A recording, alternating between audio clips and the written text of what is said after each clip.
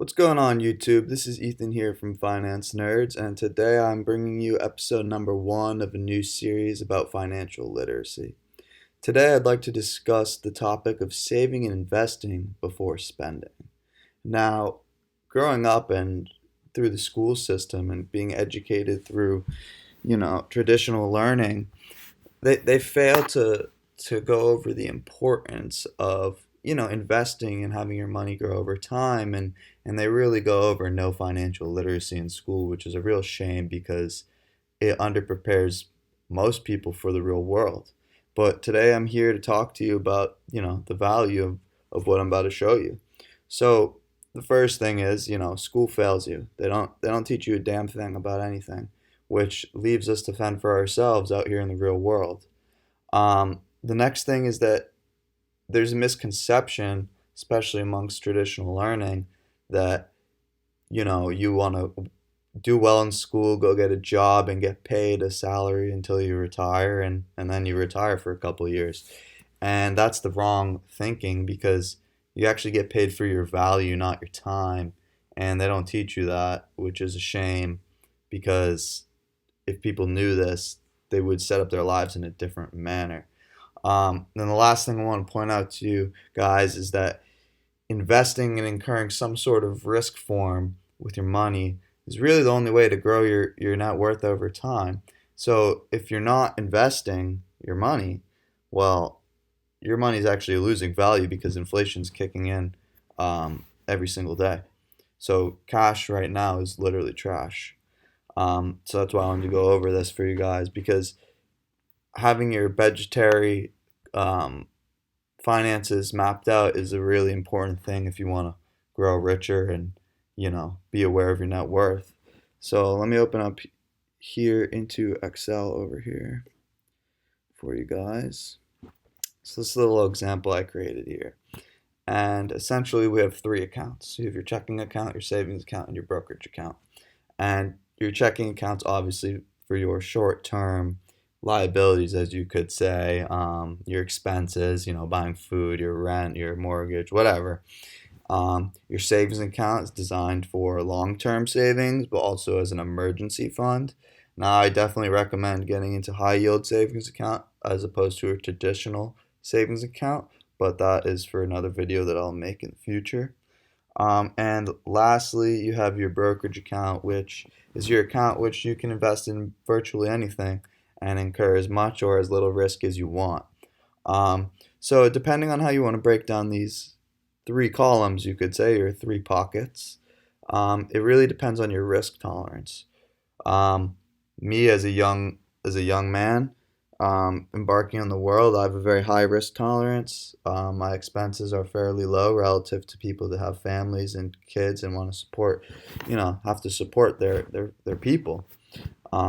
So for me, my risk tolerance is pretty high. So as of right now, I've broken down these three categories into one thirds. So for me, it's actually a little conservative for me to do one third. Usually, what I would do is break down my checking area here in about 25% of my payment for the period, and I would dedicate the rest to savings and investing because I'm trying to grow my net worth um, as aggressively as possible, as you could say. So, but for anybody, you can break it down into whatever percentages fit your risk tolerance, you could say. So right here, let's say in the period, let's say you get paid bi-weekly. Let's say you make $2,000 every 2 weeks. So you make like $1,000 a week. So I have my thing split here, and this is the way I would do it if I was breaking my money into thirds. So I got paid. I would use my $666 um, as my short-term liabilities, paying my expenses, and really you get this number after you decide how much you want to contribute here. Because like I said, going back to this, we want to save and invest before spending. So this number is derived from these two numbers. Um, so I just wanted to run through a little mathematical equation here for you guys. So let's say this was your financial standing, okay? Let's say you got no savings, nothing. Here we go. Just got a job. Um, got your you got paid your first $2,000. We're gonna make about 4 grand a month, and this is what you're working with.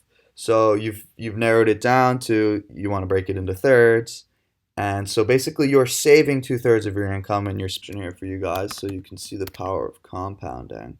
Um, so let's say here we wanted to invest our money into the S&P 500, which over the past 50 to 100 years has averaged 10 to 15%.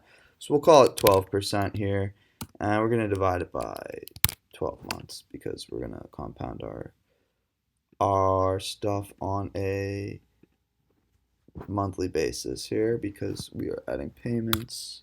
So we want to find our future value here, and we're going to do this for 5 years, okay? And we are going to see the power of compounding your money over 5 years. So 5 years of savings, or 1/3 of your income, you could say, is now being, we're going to multiply this by our 60 periods. So let's say you had made your money and you did nothing with it and you just saved it. You would have $40,000 after your 5 years of savings. But by investing, you are able to pump out a 14,000 extra dollars from investing your money over time. And if we wanted to, let's just keep this simple here, because over here you're also saving your money for 5 years. You could say maybe spend a little bit of it, but yeah, you also have $40,000 here. So over time you can just see that, disregard that it's negative, it's just the way the future and future value and present value functions work.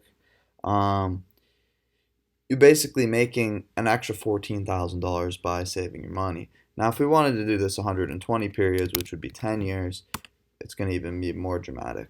So this needs to change here to 120. So now we're looking at $73,000 in extra earnings over time compared to your principal. And so this is just an example here, guys, of why it's so important to, do this type of scenario with your money, because we know that inflation's averaging about 2% a year. So on your 12%, you're really only making real 10% in terms of what's actually happening. But as you can see, I mean, this stuff is very powerful, very powerful. And if you set yourself up right at a young age and you do this type of stuff, well, by the time, you know, 20 years rolls around, you got a lot of money. You got a lot. Your money is adding up. It's compounding.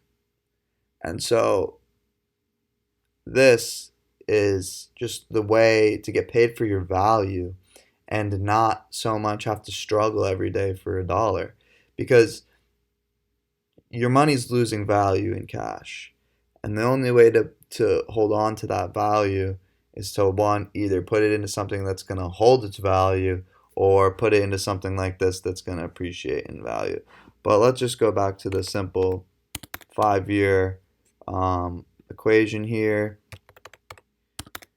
because it just, even on a short time frame, it's very powerful to see that just by doing this, you're going to end up with $14,000 more than just holding your money. Now, if you really were going to be aggressive, kind of like how I would be probably taking all this and putting into here too, because,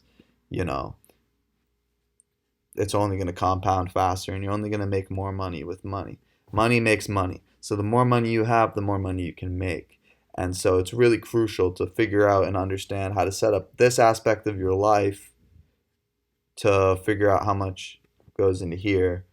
That way you can maximize these two columns here and really have your money grow over time. So, I mean, that's just the general gist of it today, guys. Um, you know, just really powerful stuff that they fail to teach us at school. And, I just wanted to share some insight with you guys on how to really grow your net worth over time without having to really think about it. I mean, this right here would just be a dollar cost averaging scheme where, you get your money every bi-weekly. Okay, so you get $600 every 2 weeks. You buy that into the S&P 500 and you forget about it. You just leave it long term. And these are the results you can kind of expect. I mean, you can't expect them because, the past doesn't predict the future, but if things continue to stay the way they've been going with the corporate America, um, this is just an example of putting your money into a diversified investment vehicle, basically the American economy, and reaping the benefits of it. So, thank you guys for watching today. A like would be great, and if you haven't subscribed already, you should definitely subscribe because we got a whole lot more amazing content coming for you guys. So, thank you for watching today, and I hope you guys have a fantastic rest of your day.